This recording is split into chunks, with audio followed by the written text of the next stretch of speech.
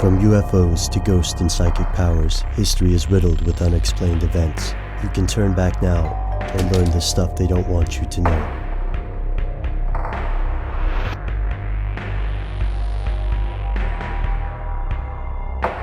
Here are the facts. When most Westerners think of shapeshifters, they imagine a classic movie werewolf, a person able to transform into some hybrid of wolf and man. Werewolves are far from the only shape-changing monster, but something about their nature has made them into an enduring collective legend. Nowadays, the idea seems laughable. After all, humans have overrun the world.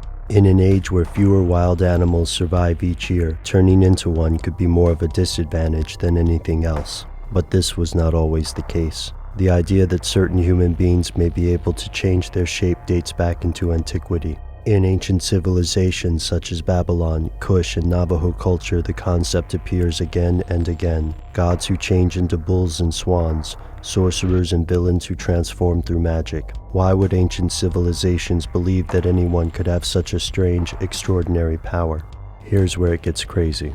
They had proof, at least enough proof to consider shapeshifters a genuine, if rare, part of the world. For example, in 16th century France, the threat of werewolves was considered so dangerous that they were hunted and executed in a manner similar to the Salem witch trials in the United States. Perhaps the most famous example here is the case of Peter Stump, who was convicted in France in 1589 of being a werewolf. Under torture, Stump confessed to several atrocious crimes. Between 1520 and 1630, more than 30,000 people were claimed to be werewolves, and like Peter Stump, several were executed. But these executions alone don't prove the people on trial had any sort of unnatural ability. Details of the crimes have led some historians to suggest that those accused of lycanthropy could actually have had a mental disorder and been serial killers or cannibals.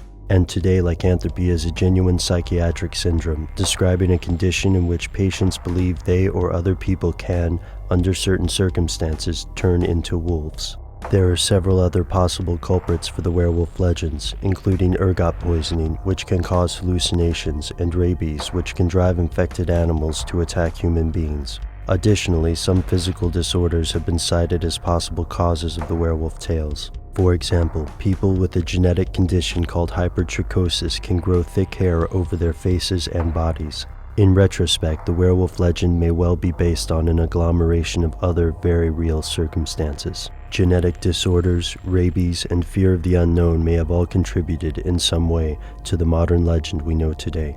Older civilizations may have been exaggerating the evidence as they attempted to understand the world around them, but the most chilling prospect is, in this case, the most likely, that the werewolf legend, as we understand it, came about as a way to explain the ferocious and terrifying acts of madmen, murderers, and cannibals that we would call serial killers. Men and women who literally acted like crazed beasts. The legend of werewolves has been debunked and remains only as entertainment in popular media. Yet the kind of killers that may have inspired the werewolf legend were there long before it existed, and these monsters are still with us today.